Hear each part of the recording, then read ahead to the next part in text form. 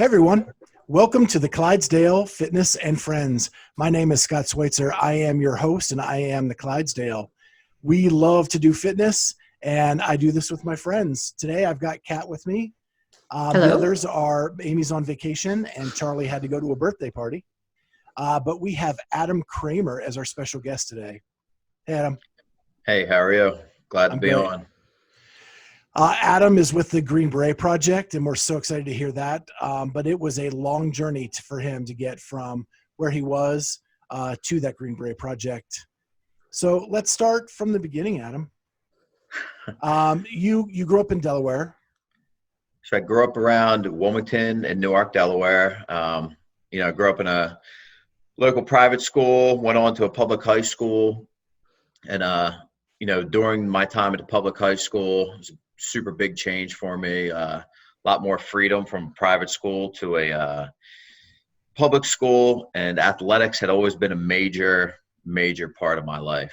What sports did you play? Baseball, football, and wrestling. But, I wasn't even like baseball was my thing. I played baseball 3 seasons out of the year, and I basically just, played football and wrestling to stay in shape for baseball. My father always pushed, you could pick what any sport you want, just pick a sport for each season. And he was trying to keep you busy? Yeah, trying to keep me busy. I was a very active kid, liked to work a lot. Chores were a huge part of discipline with my dad and my mother. You get in trouble at school, you're working all weekend on the house or in the yard, that type of thing. And then your parents ended up getting a divorce. Parents got divorced around 12 years old. Even before I get into any of that, I just like to put out there, I have a great relationship with my mom and my dad now. We went through a lot of rocky times over the past 20, 25 years or so, but currently today, I have a good relationship with mom and dad, which is pretty awesome. But, backing it up, 1992, 12 years old, parents got divorced. My mom was diagnosed with, she was diagnosed with breast cancer, terminal breast cancer. And, for a 12-year-old, that was hard to deal with. I dealt with it a lot through anger and disobedience, rebellion. I, started acting out. I mean, I always acted out in school, even when they were together. But then, once it hit 12 years old, it was getting more rampant. I think I was just seeking a lot of attention, was missing the strong discipline of a man in my life at that point. And sports kind of became a secondhand thing once I got to high school. So what took over in high school? I think I had more freedom. So I got expelled from the private school Okay. in 8th grade, which is why I did not go on to a private high school. We got to the point where nobody wanted to deal with me. So it was like, well, we're going to put him in public school because private schools, he's just going to get expelled anyway. So what took over, my mother was doing her best, but at the end of the day, the discipline from my mother was not exactly what I needed. And plus I had more freedom being in a public high school. It was easier to leave school whenever I wanted, come to school. Nobody was really paying attention to us. The coaches paid attention a little bit, but eventually the off the field performance of getting arrested off the field and, causing trouble in the school was getting overwhelming. And, there's other kids that were playing sports as well.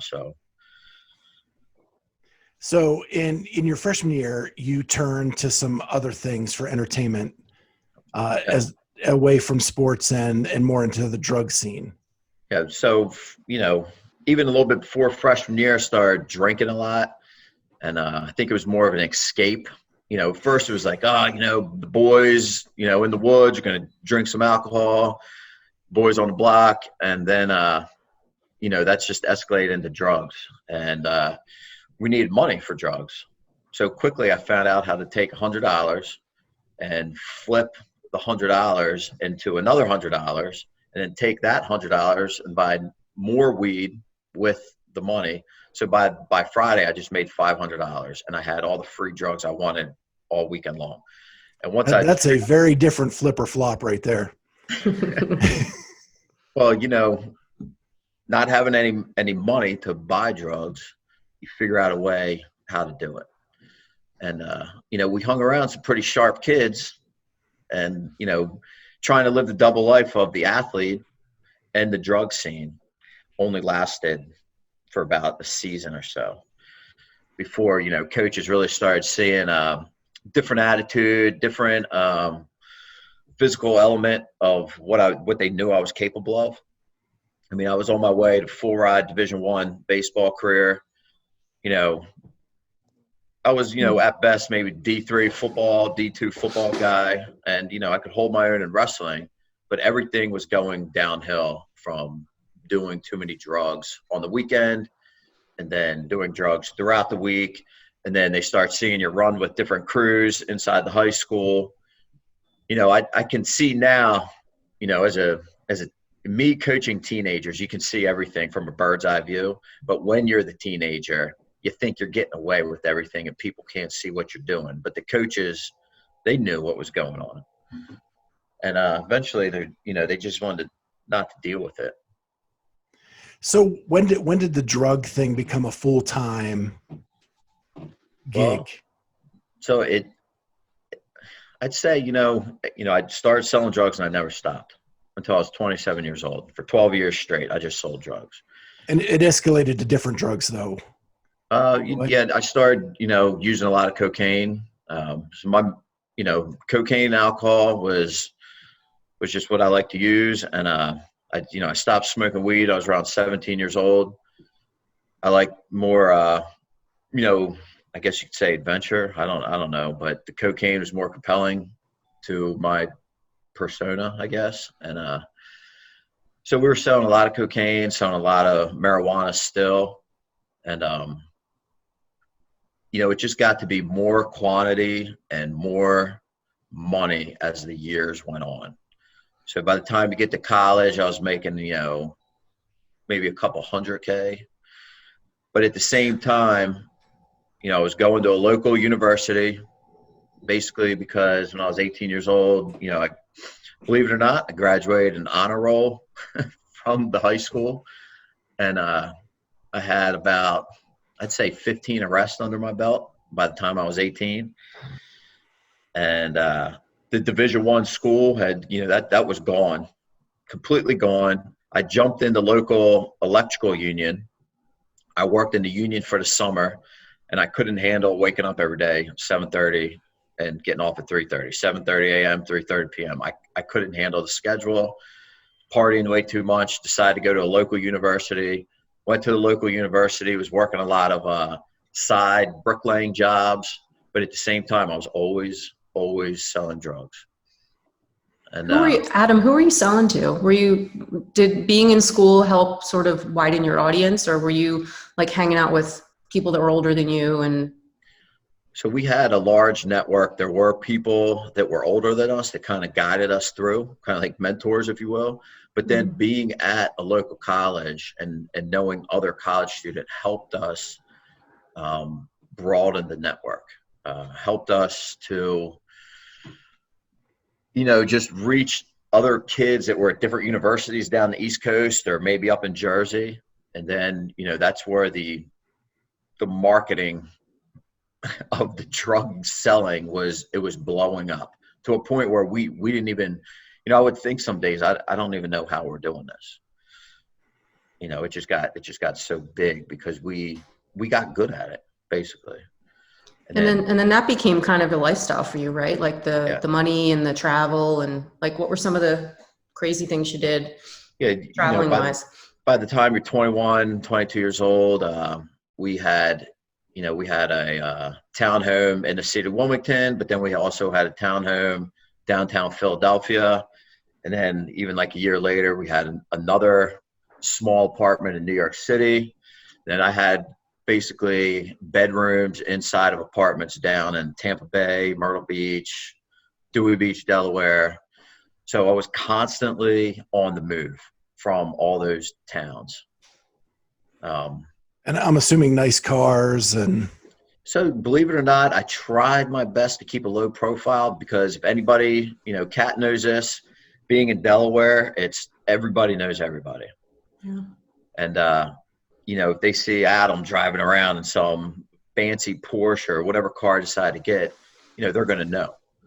So, I had a Lincoln LS and a Ford Taurus, believe it or not, for most of that time, because I was trying my best to live under the radar. My buddy had a big fancy car, and some of the older guys that were helping us were like, you guys need to get out of town because this guy can't stop being flashy. So that was part of the plan, to get up to Philly and New York City so you can spend as much money as you want and nobody blinks an eye, right? You can blend in the city and disguise yourself in a city however you want in a big city. You can't disguise yourself in Wilmington, but you could disguise yourself up in Philly and New York. So that's some of the reasons we moved out of town, and then still did a lot of business in Delaware, a lot of business all the way down the East Coast. And by the end of this, you guys were making reportedly $10 million. Yeah, I mean, that's what the newspaper says. That's what they said in federal court. So how did it all go down, Adam? Like, how'd you get caught? We were probably being investigated for about 2 years. I mean, it's no secret. We were on, I ran with a bunch of guys down in Newark. We were always on this. They supposedly had this blacklist in the Newark, Delaware Police Department office with all of our names on it. There was like 50 or 60 guys, brothers, cousins, other younger brothers, all coming up through the ranks. Cause we weren't in like a named gang, but we were kind of an unwritten gang, and once the officers found out you were affiliated with this crew of guys, you got put on a list. And we had always been on that list. So they always knew who we were, but we, back to the wearing jeans and t-shirts and driving low profile cars, they just thought we were a bunch of knuckleheads drinking beer, doing a lot of bar fighting, selling low level drugs just to get by. So they kind of left us alone unless something major happened.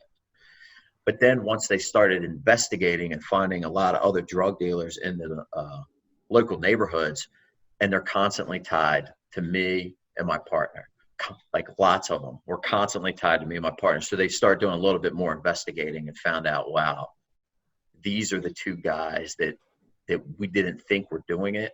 They just thought we were like two of the local small-time drug peddling people. These are actually the two guys that are bringing in massive amounts of marijuana into the community, into the university. And then when they found they start doing some math, and they're like, wow, these guys are making a lot of money right under our noses. And so I don't know the specifics because I'm not the DEA, but from what I could gather, they were doing an investigation for at least 2 years on us. They caught people in Jersey, Philly, Delaware, Baltimore, and Tampa Bay before they got me. And what they do is they build a case, and then they come get their man. So they came and got my buddy, and then they came and got me. And it went down. I knew they were coming. I got a tip from one of the guys. He actually called my mother and told my mother what was going on. And my mom reached out to me. I had at one point in time, I had 250 phone numbers, and I would just use a different phone number for different people. But my mother had this one number for me, and she got a hold of me, and she said, listen, DEA are looking for you. They're getting mad. They can't find you. You need to come home, meaning just come home to Newark, Delaware. So I went home to Newark, Delaware. I remember this very vividly. On September 25th, 2007, I had a court case up in Philly for a DUI. And it was my third or fourth DUI. I don't know. So the judge said, Mr. Kramer, I'm sentencing you to 1 to 2 years today. And they put me in cuffs and were going to take me to state prison that day. And I said, whoa. I had no idea how things work up here. I lived down in Delaware. I was completely, lying at this point. And I said, I have a business to run in Wilmington, and none of my employees know I'm getting locked up today. This isn't fair. And the judge said, uncuff him. I was shocked. The judge said, uncuff him. And he said, Mr. Kramer, you have 72 hours to report, to get your business, in order. And you report back here September 28th at 6 p.m. And if you are not sober when you show up, I'll make sure you do the maximum 2 years. And I just said, I gave him a thumbs up and just smiled and walked right out of there. I had knew that the feds were all over me. So I go back to Newark. I'm staying in my mom's house, and I was completely out of control. I went down to Main Street in Newark, which Kat knows about, and there's a couple college bars down there. And I'm drinking one night. I get in a little bar fight, and the Newark police roll up, and they're like, Mr. Kramer, where are you living? And I looked at the officer. I said, I've been on the run. I'm living at the hotel down the street. Why don't you just call this agent? And I'm not going to leave his name out of it. I said, why don't you just call agent so-and-so and tell him to come pick me up? I'm tired of running. And she said, I don't know what you're talking about. I said, you know exactly what I'm talking about, or you wouldn't have rolled up on me and called me by my name. And then she froze because she knew I had her. So I said, you know what? I'm gonna do you a favor here. Since you won't take me into the station or call the agent in charge, I'm going to have you take me back to my mom's house. You tell him to come get me tomorrow, because I have to report back to this jail tomorrow up in Pennsylvania. And she said, okay. So she took me to my mom's. I spent the night. I woke up in the morning, and all day went by. I go out on my mom's pool deck.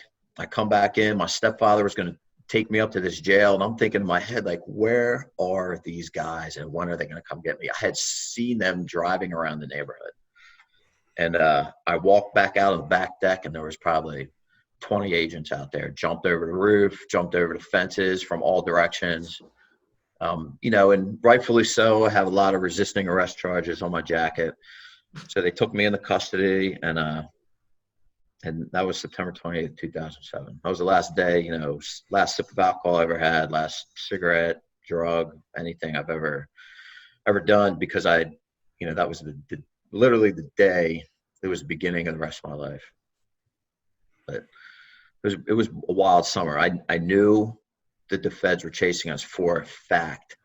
I went to point, which Kat also knows about. There's these horse races, and I fell off the back, drinking again, fell off the back of a pickup truck. This guy approached me. He said, "What's up, boy?"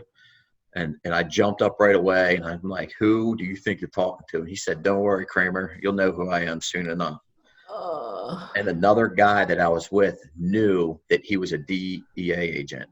So at that point, I'm like, wow, now that I know for sure, even though all my assumptions, they've all come true. And I said to myself, I just want to have one last summer.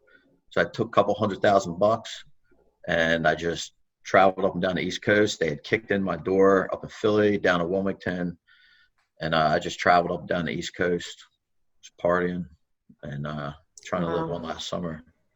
And it all came crashing down. So that lasted from May 5th to September 28th, all in 2007. So you stood trial. You were found guilty. Well, so I pled guilty. Oh, okay. You pled guilty. Because they had me. If I pled not guilty, I'd probably still be in prison. Wow. So what were you facing? You knew that you were pleading guilty. Did you have an idea of what the sentence was going to be? So at first, they're like, "Oh, we're giving you life for organized crime," and I'm like, "No, you're not. No, you're not. That's not happening." But they tried to hold that over my head for a couple months. And then they said, okay, well, maybe we'll work with 40 years here. And I'm like, come on, man. I know we're making $10, $12 million, large scale marijuana case, a little bit of cocaine, couple kilos of cocaine, whatnot. But I say it was a nonviolent case. It was a nonviolent case on our end, but that doesn't mean that somewhere along the chain of drug dealing, there wasn't some type of violence. But On our end, there was no violence, which does help in the court system. There were no guns on our case. Well, there was one straw purchase gun on our case, but there was no, real big time guns on our case. And so I'm like, look, we're not getting 40 years either, and that lasted like another year. So it's like 18 months, 24 months in jail at this point. And they came back. They were like, okay, well, maybe we'll do 18 to 22 years. And I said, okay, I can do that. I already got about 2.5 years in. I do 85% of that time. Let's go. So 36 months, 3 years, I was in federal prison holdover, awaiting to get sentenced, not knowing what was going to happen. And that was a hard time because I didn't see grass. I wasn't outside for 3 years. It was like the best and the worst time of my life. This was the first time I was sober as an adult. Worst time because I was facing the worst external circumstances of my life. But I felt great internally, which is kind of hard to explain. I started reading the Bible a lot, and I got a bachelor's degree in theology within that time. Working out almost every day. So, kind of helped me sit back and think, because at first you go through the feelings of a failure. I had all these things going for me in high school, and it just all came crashing down because I made a lot of bad decisions. It turned into more bad decisions, all the way that landed me 10 years later in a federal prison, facing a lot of time in jail. So I potentially have to start rebuilding my life when I'm in my 40s or 50s, right? But I just decided I was going to start. Yeah. You said you read the Bible and you were working out a lot. So let's kind of dive into both of those. So how important was your faith and the Bible to turning yourself around? I mean, it was everything, right? That was number one. I was a very angry kind of guy, and I didn't care who knew it. I treated the COs, the pastors, the volunteer Bible study guys, the inmates, I treated them all the same. And it just my anger got so bad. I didn't even know why I was angry with people. I couldn't even remember why I was angry with you. I remember there was this guy, still friends with this guy to this day. He was a blood gang member from Jersey City. He ended up doing about 12 years. He came up to me and he said, "I'm praying for you, Kramer." And I said, "I'm not a scared white boy. I'll put you in that cell and we're going to fight. I dare you to tell me you're praying for me again." Mm. And then there was another buddy of his that this guy would have just completely wiped the floor with me. He said, "Hey, you can't stop me from praying for you," back in my cell at night. And I knocked his Bible on the floor. But then I went back to my cell and thinking in my head, even as a criminal, I can't justify being angry at these guys. They're just saying they're praying for me. Right. So that was super important. I would go down to Bible study every Monday and cuss out the pastor for like 2 months and just try to take him off his stoop, make him angry. Nothing broke this guy. And there was this other pastor dude that used to come in. He was, he had done like 18 years in prison. And between those two guys, the inmates and the chaplain, there's this chaplain guy. It's so ironic. The chaplain was a Green Beret back in the 60s and 70s, and I had no idea. It was pretty unique how one of my first real mentors in faith was a Green Beret.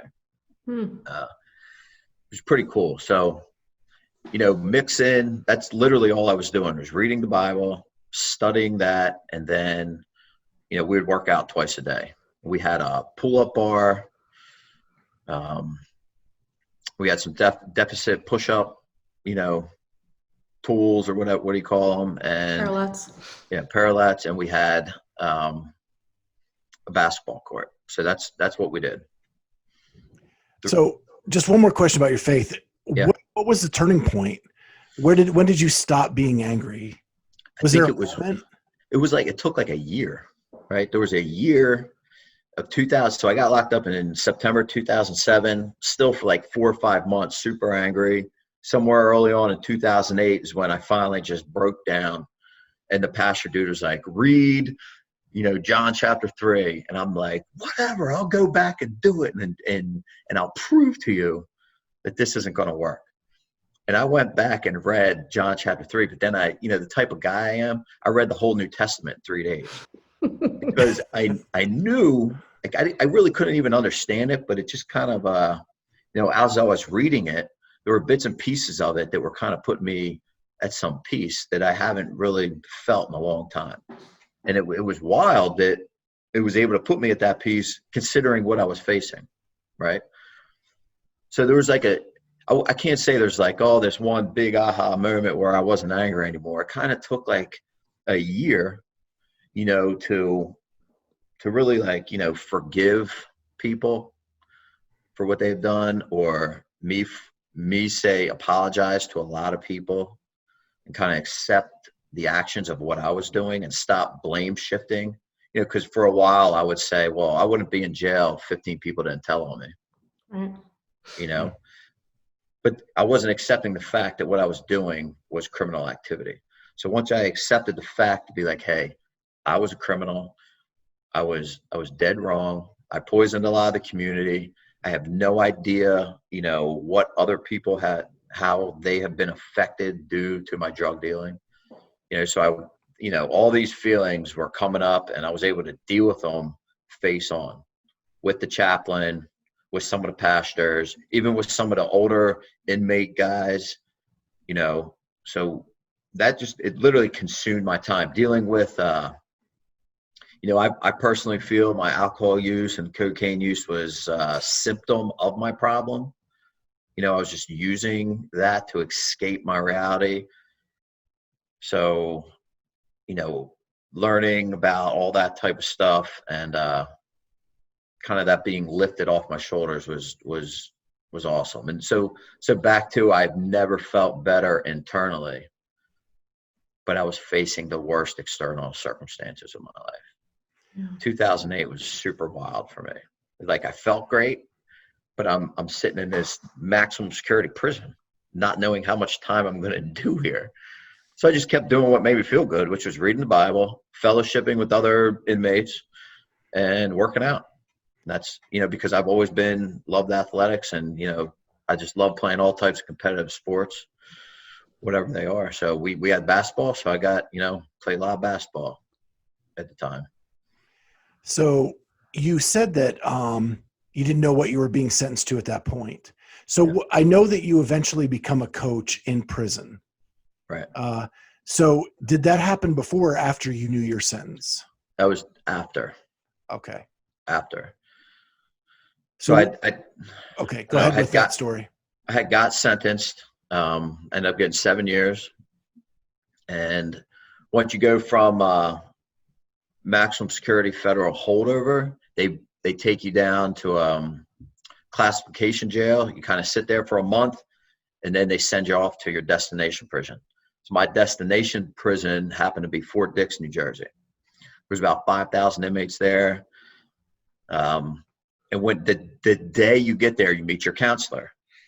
So I meet my counselor. I had no idea what was going to happen. The counselor says, go find a job. And I was like, come again?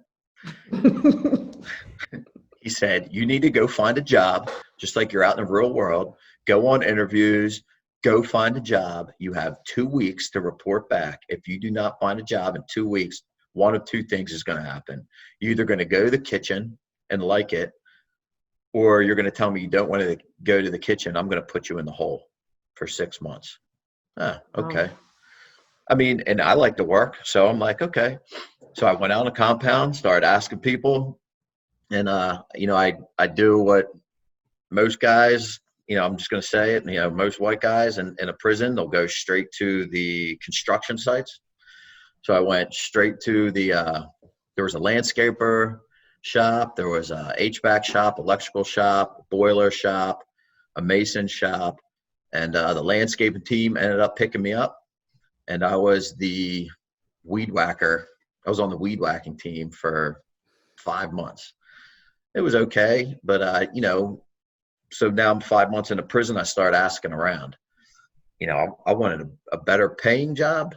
I was getting paid 24 cents an hour, if you could believe that. But 24 cents an hour, 40 hours a week, you get a paycheck once a month.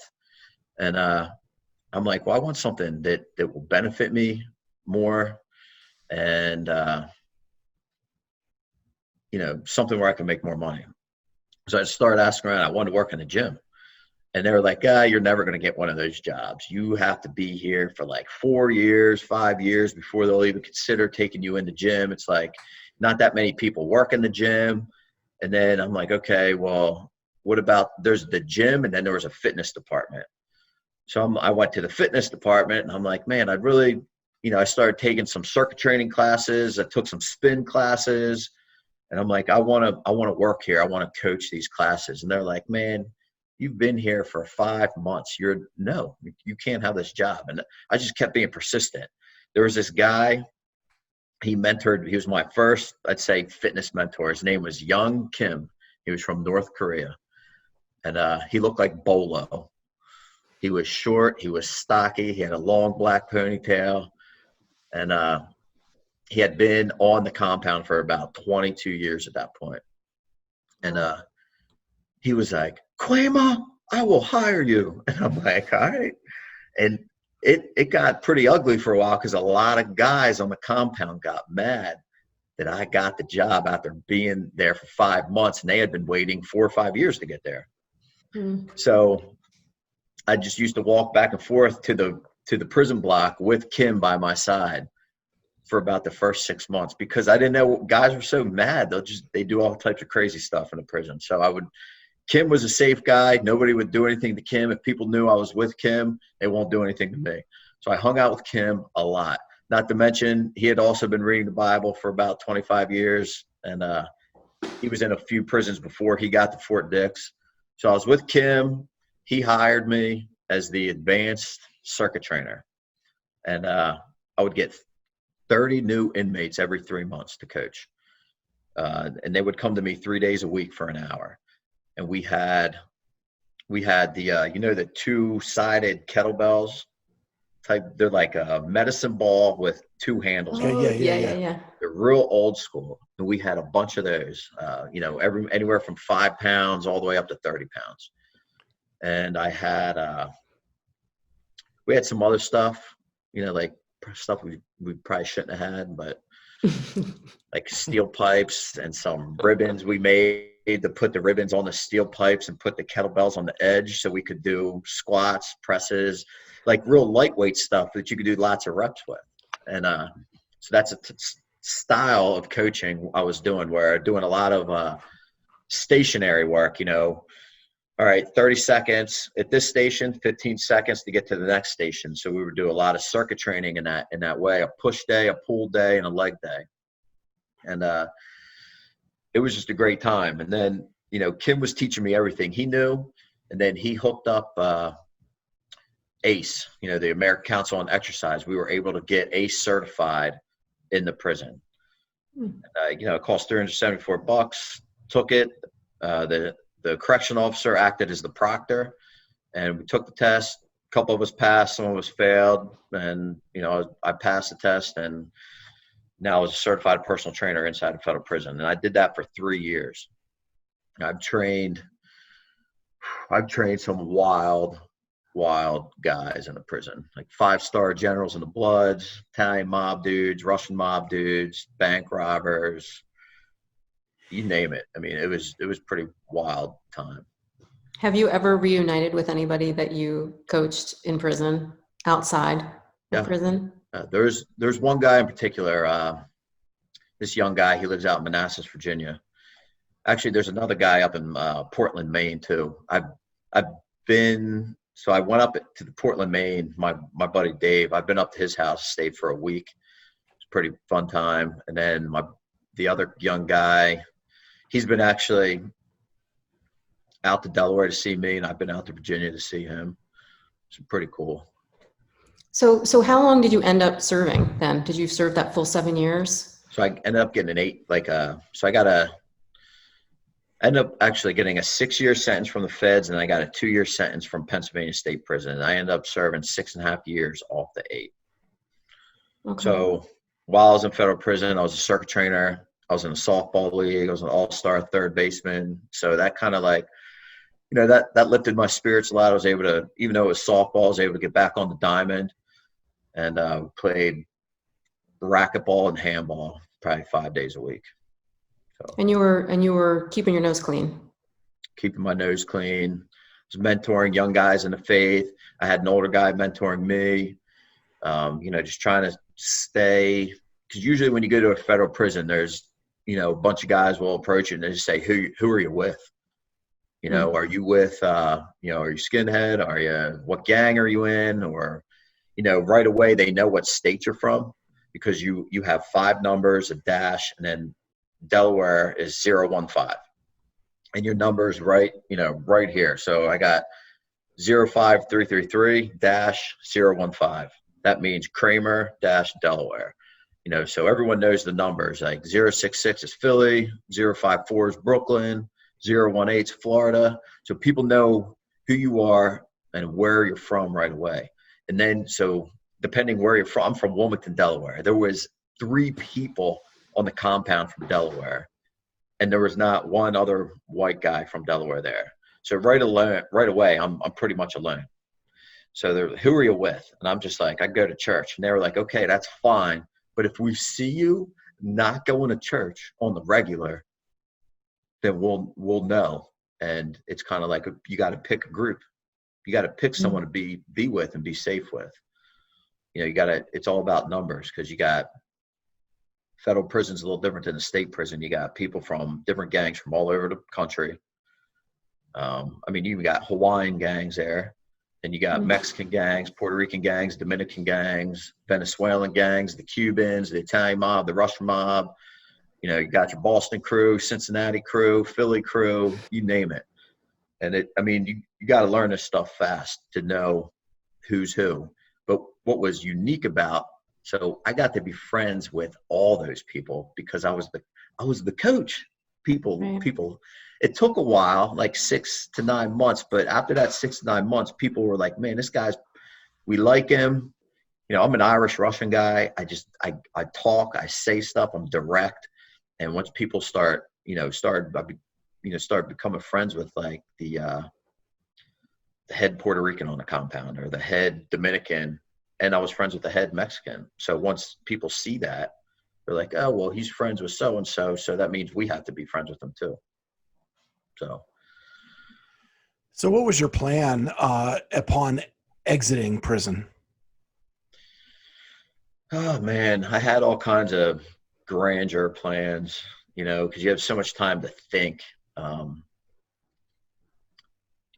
first I just was like, I need to get whatever type of job I can get just to get some money flowing in my pocket. So that Did you go back home? Did you get to go back home when you came out? Yeah. So I did not have to go to a halfway house, which was fantastic. I was able to go live with my dad down in Newark, Delaware. I got a job. I didn't have a driver's license because I had a pending DUI in Wilmington that I had to face. So I didn't have a license. So I called this local Baptist church that was, a mile away from my dad's house. And I said, I need a job. I'll clean the toilets, clean the parking lot, cut the grass, paint the walls, whatever you want. And they said, we don't do that type of thing. I said, well, let me speak to the pastor then, because I need a job. And she said, all right, call back tomorrow. Called back the next day. They put me in touch with the facilities manager, and the facilities manager said, hey man, you know how to use a buffer? And I said, sure don't, but I'll learn. And I buffed the floors at the church for the next 6 months, painted the walls, did all kinds of stuff. I was making $8 an hour. I went back to court for this DUI 4 months after I got out, and they sentenced me to 2 months in prison. I was like, dude, I just did 6.5 months. Like, come on.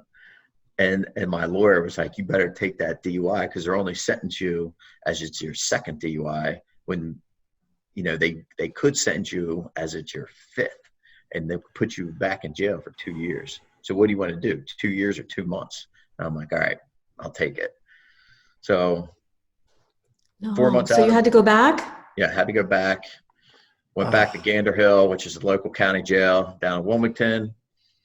I ended up doing 7 days in the county. Okay. And then they released me and put an ankle bracelet on me, and I had to do the remainder of the time house arrest, which was great because it was hard, but it was good because I literally did not know how to live in a house. I didn't know how to live in a house because I hadn't lived in a house. Even during my drug dealing days, I was traveling. We had maids, living in 4-star hotels. It was never really, one place at one time. And then when then living in a cell and barracks for 6.5 years, and the house arrest really helped me learn this is how I function in a house. It sounds funny, but it was real. So the house arrest helped. I was able to work out a lot. I was still able to go to work. So I was working out a lot in the garage and learning how to live in a house for about 2 months.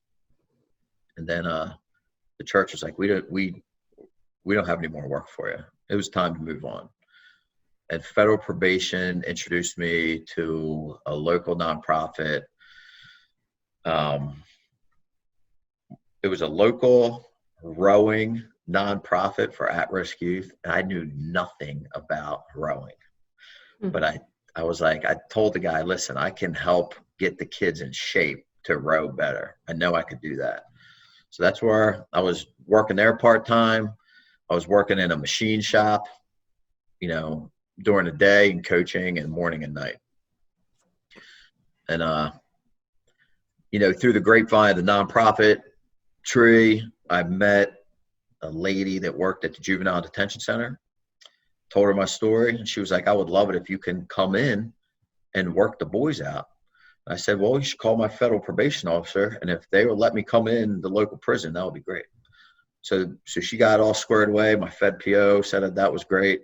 That's when I started coaching at the local the local juvenile detention center. So once I'm in there, I still, I had been doing CrossFit at a Hardbat down in Newark, Delaware. And, there was a guy there named Ian Harden. He was like, he's also a very direct kind of guy. He was like, look, man, you should just call CrossFit and ask them to give you a L1 and tell them a little bit about yourself. And I'm like, you know what? That's not a bad idea. So I just took his advice and I called CrossFit headquarters, called some number that I found on the internet. They connected me to HQ or, whoever handles that stuff. And I said, listen, this is my name. This is my story. Just got out of prison. I don't have anywhere close to $1,000, but I want to coach juveniles.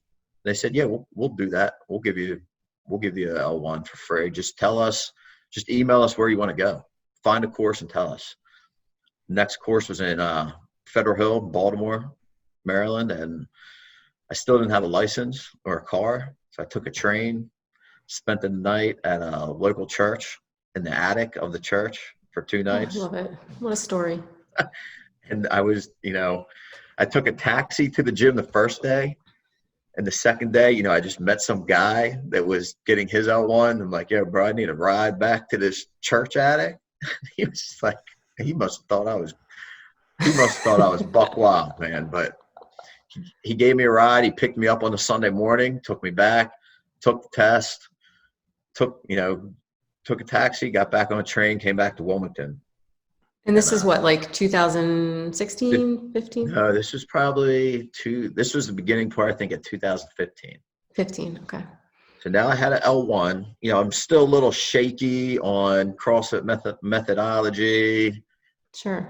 And so I started Googling gyms, like who can I play off of in Delaware to go work at a CrossFit gym. And I was living in Pike Creek at the time. And I saw there's this local gym called API CrossFit. And I'm like, this is perfect because I know the guy. He used to cut my hair. He grew up with my cousins in Newcastle. So and Kat knows this guy. Kat's coached for Joe and also a very direct kind of like super direct kind of guy. He's a bodybuilder by nature. He was a wrestler in high school. And I went into Joe's gym and he looked like he saw a ghost. I hadn't seen this guy in like 15 plus years, and he knew all about my past. And he's like, oh, I'm not going to say what he really said. It was a couple 4-letter words, but he's like, oh, man, what are you doing? And I said, listen, Joe, I need a coaching job. He was like, oh, man, well, there's a lot of cops that work out here. And I said, Joe, half my family is law enforcement. I got cousins, uncles, grandpa. They're all local, state, federal law enforcement. So I need you to pick me up and teach me how to coach CrossFit.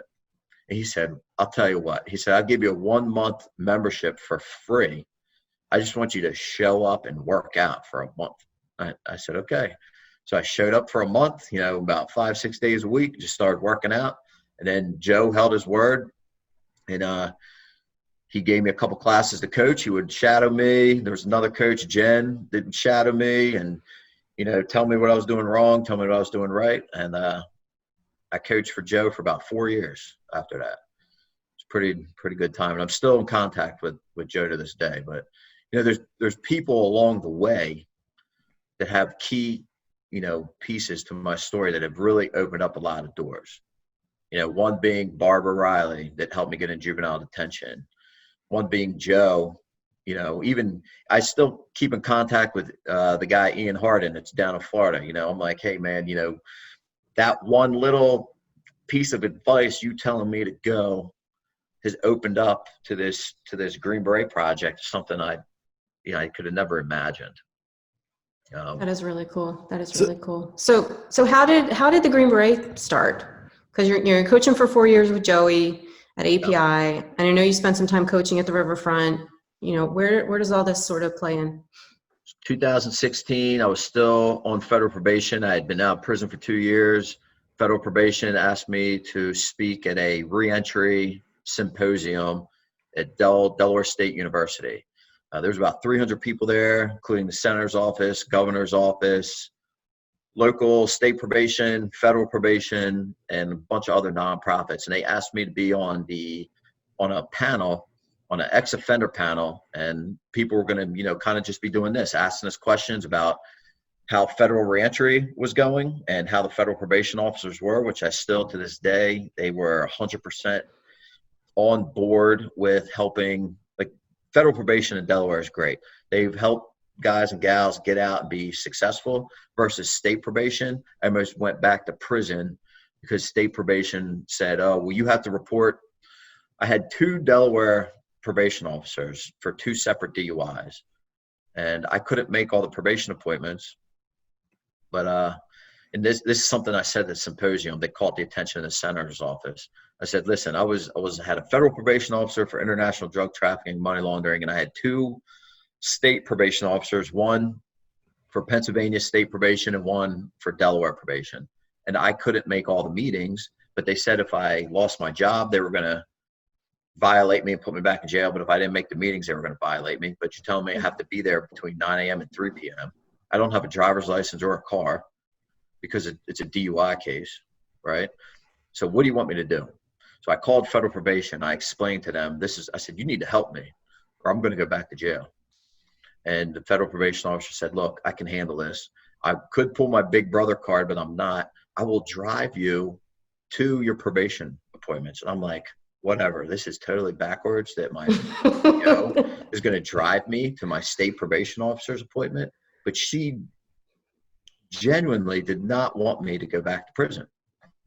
Right? She cared. And her name was Carol. So Carol helped me out there. Carol was at the symposium. Her face got pretty red when I was just telling 300 people there. And my state probation officers were there. I said, listen, I know it's not state probation, the actual officers at fault here because they're just getting pressed to do what they're supposed to. So anyway, I say that to say afterwards, the senator's office liked how I articulated that message. They came and got me. They said, hey, we want to meet. Blah, blah, blah. I said, okay, I know you're happy right now. This is a symposium, but quite frankly, we know this isn't going to go anything past today. I mean, she looked, she was like, and this guy is wild. But I mean, it was true. She didn't contact me for about a month or 2.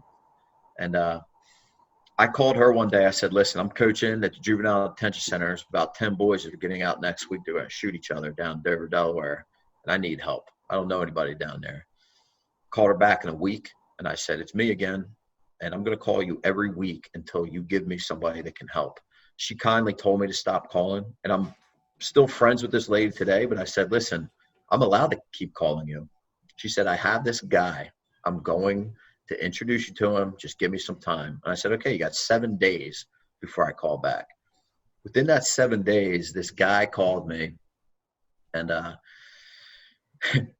he says, this is Justin Dowden from the FBI. And I'm like, man, what are these people like, I'm thinking they're pulling some old case up on me. Right. Like, what have I done now? Right away, the dude tells me, listen, I'm a Christian. I do CrossFit. I've been doing CrossFit for 8 or 9 years. And I just started an at-risk youth program about 3 or 4 months ago called the Green Beret Project. And I need your help. And I feel you're being underutilized. And he was pulling on my heartstrings, and I'm like, you're right. And we talked for like 3 hours that day. And then, we probably talked every day since. He was a Green Beret. Multiple board members were Green Berets. Some of the guys on the board were in the unit in Delta. And, so it's great to be around a bunch of these operator type dudes. Some are current Green Berets. Some are, still in 19th or 20th group, which is SF guard group. And it's just great to be around a bunch of guys that truly want to help the community, because that's what Green Berets do. They go around the world and they help the local community by building relationships with them. And they train people. So Justin's idea was to go into the worst neighborhoods in Dover and just train young guys and gals to just live the right way and just give them opportunity to seek the lost talent in those communities. And he had already recruited a local gym owner named George Dobbins, down Dover CrossFit. So George was on board. Buddy Johnny, who's a CrossFit coach down there, was on board. My buddy Rob Easton was a CrossFit coach down there. All these guys were already on board. And then I came on board and was able to start coaching these kids. And so that was back in 2016. So were you still at the detention center, or? Yep. Still, so you're doing both. I was just coaching like a couple hours a week at the detention center. I actually was a full-time foreman at a manufacturing plant. Like 40 guy blue collar dudes work for me at the plant. I worked there from 4 a.m. to 12 p.m. I would get off work, and I worked for Ashley Biden, who was, Joe Biden's daughter. She was the executive director for Delaware Center for Justice. My title there was juvenile reentry case manager. And a lot of nonprofits partner together. So I was able to use Delaware Center for Justice and the Green Beret Project as one. And I was coaching and mentoring a lot of the kids that were coming out of Ferris going back to Dover, Delaware. So I'd meet them in the prison, because this is the whole key is you meet them in the prison, build a relationship with them. So when they get out, they call you, right? At the point of release, they're already in the street. So you have to meet them way before they get out. So that was the plan back then. I was coaching kids inside prison, and then I would field them when they get out. So I was a foreman from 4 a.m. to noon, and then I had all afternoon and lots of coffee drinking, coaching these kids all day.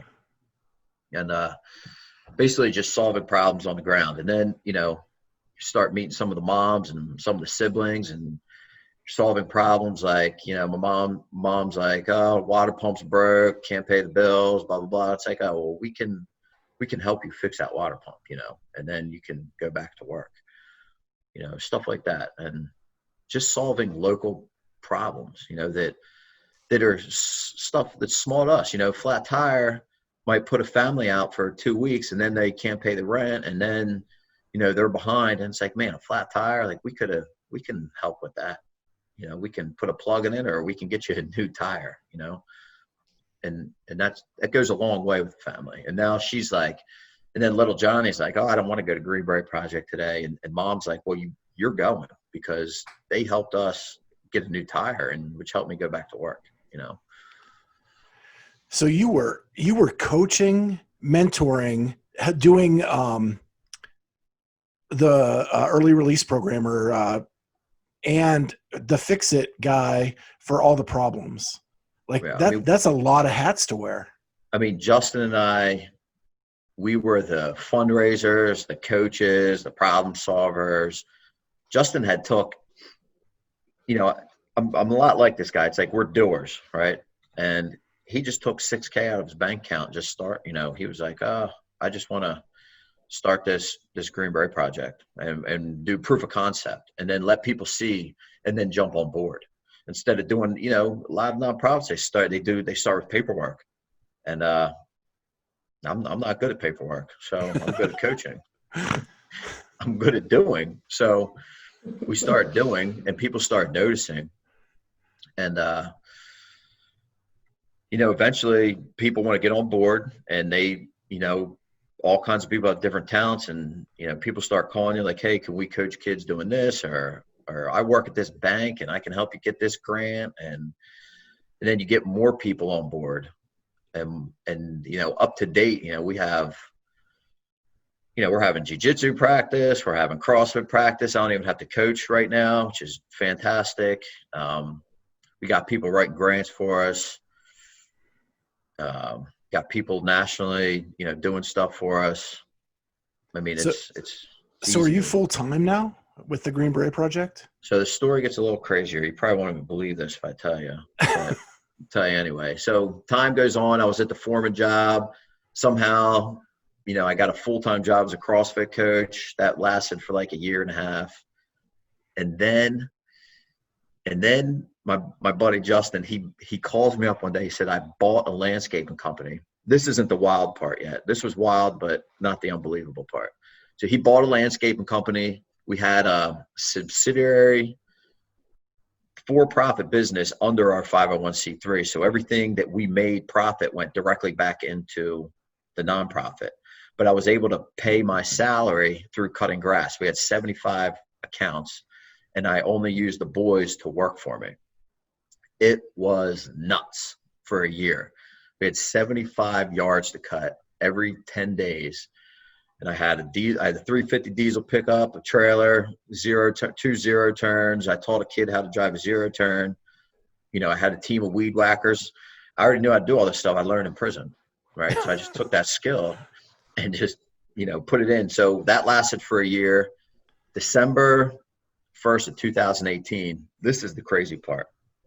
The United States Attorney of Delaware gets grant money from the United States Department of Justice to do Project Safe Neighborhoods. All 94 districts across the country get this Project Safe Neighborhood money.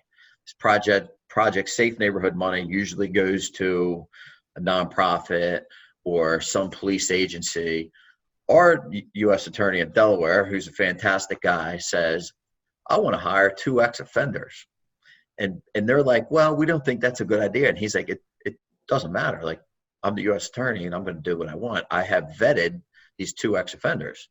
So he calls me up and he said, hey, what would you think about me paying your salary? And you go lower gun violence in Dover, Delaware.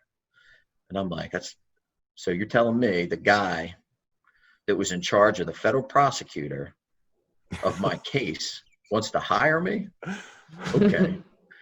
Let me see this in writing, And so December 1st, 2018, the United States Attorney started paying my salary. And he still is up to date. He still is. So lowering gun violence, we went back and forth what everybody kind of thought lowering gun violence means. At first they were like, well, we're going to get a bunch of heroin addicts into mental health services. And I said, well, you got the wrong guy. That's not who I am. So I'm telling you right now, I'm coaching kids that are 12 years old that have gun cases. I'm coaching kids that are 15 that have killed people. All right. These are the people that need to be coached. These are this young generation. If there's an 18, 19, 20-year-old and they're part of gun violence, it's like you just got to let them go. Let them run the gauntlet. Let them go to prison. Catch them on the flip side. But let's take this younger generation and coach as many of these young guys that are growing up in housing authority neighborhoods that don't have fathers, don't have a man telling them what to do, don't have a man being direct and stern with them, right? But at the same time, loving. These are the kids that need to be helped. So they start saying, oh, okay. And then I have to fill out tons of reports because it's the government. So, I'm like, hey man, there was a ready to be a fight the other day. There's like 25 kids and I broke that up because I knew like 15 of them. I was able to go out there, scream and yell like a coach would scream and yell. And those boys were like, oh, okay, Kramer. Okay. And, I don't know what happened after that, but I know in that moment, 25 kids didn't get shot, stabbed, right? Because of the relationship piece of it. They have enough respect for me not to do that. And there's, I could go on and on with different violent stories that I've been able to break up just because I know people. It's like, hey, man, I rolled up to a house. The 16-year-old was ready to fight with his sister's boyfriend. When it was ready to get super violent, I knew there were guns in the house. And I just looked at this young man, shook my head, and went like this. And he grabbed his book bag, got in my car, and we left. That was that. Maybe nothing was going to happen. Who knows? But it's the preventative measure piece. So currently getting paid by the United States Attorney to do a lot of stuff. We partner with the Green Beret Project, and then I get a supplemental income from Green Beret Project. And, that's where, we have a gym. We have 2 gyms in Wilmington, Delaware, a gym in Georgetown, Delaware, and we have a youth center in Dover, Delaware, and we have a gym in St. Louis, Missouri. So how did the St. Louis, Missouri thing come about? Where's that connection? So a Gold Star mother called the Green Beret Project. She had heard about us through the grapevine. Unfortunately, her son, he was killed in action 1 year ago. And his dying wishes were, back it up a second. He grew up in Germany with his mother. His father was a soldier from St. Louis. 32 years ago, they had a baby. So this guy, this fallen soldier, had grew up in Germany, but he had traveled back and forth to St. Louis his whole life. His dad was from a rough neighborhood in St. Louis. So this guy always saw his nieces and nephews and cousins growing up in poverty, and he wanted to help them.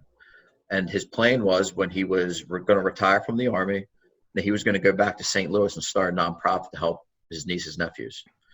And unfortunately, like I said, he was killed in action. And she had called us and said, look, in memory of my son, I want you guys to help, remember him. And I like what you guys are doing. So let's talk about starting something. And we were like, great, we really need that money in Delaware. And she was like, no, it's got to be St. Louis. And I was like, I've never been there before. So Justin and I, because we are who we are, I said, I'll just go out there. I'll just go to like 15 CrossFit gyms in a week. There's like 40 of them out there. I guarantee you I'll meet somebody somehow. Within 3 days, we had a building and we had CrossFit coaches ready to rock. I met a local agent out there who's also a CrossFitter. She's wonderful. She has been coaching kids out there. So what happened was, that all happened in October. So in November, we had the building and the partnership.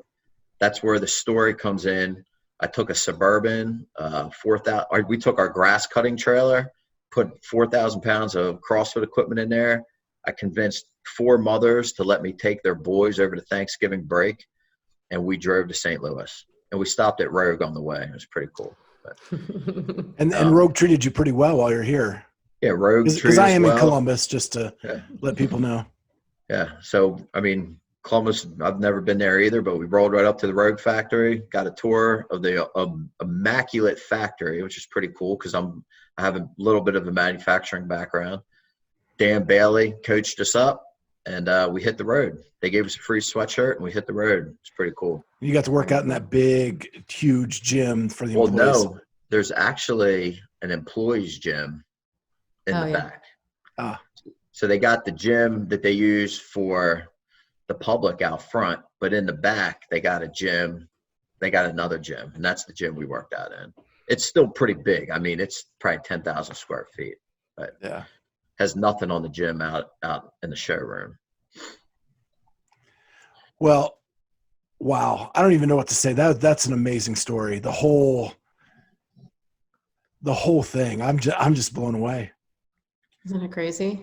Yeah. So Adam, I mean, obviously your story is starting to get out there a little bit more mainstream. You've been on a couple other podcasts, and I know CrossFit actually reposted on their social media last week the interview you did with Nicole O'Coin. And what do you need? Like, how can we help, the people that are listening, like, if they want to start something like this in their own place, like, how do they get involved? Or if you've got, I know, you need money, obviously, to continue your efforts, but what are some things that people can do to get involved? Well, to get involved with the Green Beret Project, I would say, it's really a demographic thing too, kind of depending where you're at. With, like, if you live close to a housing authority, I would say that's the best place to start. You just go to the local housing authority, and a lot of times they will let you we just started using one of their rooms. We're using a field, and you just bring a football, bring a medicine ball, some kettlebells, and kids will flock to you. And then you start, and then we brought, like, the local Trader Joe's gives us truckfuls of groceries every Monday and Friday. So this was a week ago, we went out to one of the other housing authority neighborhoods. We took a football, med ball, and a box of bananas. And there was like 30 kids out there. It was crazy. And you just start building relationships and being consistent. So, and then it is fun after you build relationships with them to bring them back to the local gym, wherever that is, and kind of bring them outside the neighborhood. And then here in Delaware, we're in the middle of building 2 pole barns that we're going to convert into gyms. And we're in the middle of, we're working with another partner, Second Chance Farms, who does vertical farming and helps all the ex-offenders do their job, do the vertical farming. And then we're building a gym at that facility as well. And, we do need a couple more dollars for the pole barn and the outfit of the Second Chance Farms gym. But do you have a website that people can go to and make a donation if need be? It's just very simple, greenberetproject.org. Awesome. Yeah. So I'll go ahead and I'll put that on the screen so people can see it. Pretty awesome. And we've got a check for you, Adam, for, it's not a lot, but we sold those End Racism t-shirts after the whole George Floyd thing came about. And I'm getting my check this week, so I'll send that over to you as well. Appreciate that. Yeah. Anything we can, I'm not a rich person, but I got some time and I got some ideas. So any way I can help. Time, ideas, marketing, all that stuff helps. Everybody because it's really a collaborative framework. It's right in our mission. You gather the local community, and Kat's good at something, Scott's good at something, and Adam's good at something. Right. And how do we, we don't want to force anybody to do something they're not good at. So it's like, oh, well, you're good at teaching squats. This is just example. You're good at bench, you're good at squats, and I'm good at kettlebell swings. Well, then let's teach the kids that. So, and it's so much more than that too, right? I mean, not just the exercise, but it's the mentorship and the relationships, the connections. If anybody's listening from Beckley, West Virginia, or Winchester, Kentucky, I will be driving a Ford F-250 diesel with a camper on the back of it that a local RV park has rented to us for free for a week. We're driving to Beckley, West Virginia with 10 boys, and we're going to do some whitewater rafting on Thursday. And then we're going to drive on to Kentucky to do some survival camping by the river. It's going to be pretty awesome. Awesome. Yeah. You definitely you give all of your time to these boys, these young men. It's awesome. Well, I'm just honored to meet you, Adam. And I'm so glad that you took some time out for us. Yeah, it's pretty awesome. I had to come out to Columbus. Yeah, come ahead. I'm sure that stuff's needed here so much. Yeah. But we don't want to keep you too much longer. Thank you for giving us an hour today to talk about all this, and what a great project that you're a part of, and what a crazy story. I love the fact that you're getting paid by the people who prosecuted you. Yeah, it's cool because I'm speaking at the United States Attorney's Conference in Dallas in September. So there'll be all the people will be there from the whole country. Pretty cool. That's pretty Unreal. awesome. Unreal. Well, what a testimony and what a redemption story. And I'm so glad you shared that with us. Yeah. Appreciate you giving me the outlet to do so. Thanks And so much, buddy. Yeah, and hopefully we'll get to talk to you soon. Yeah. Okay. See you later. All right. That was really nice of Adam to give us more than an hour of time to talk about his amazing project and what he's doing for the youth in this country. Don't forget to hit that subscribe, people. We're getting really good human interest stories the last couple weeks, and you don't want to miss to see what we're going to get next. So hit that subscribe button, leave a comment, hit the like button, and we'll see you next time on the Clydesdale Fitness and Friends. See ya.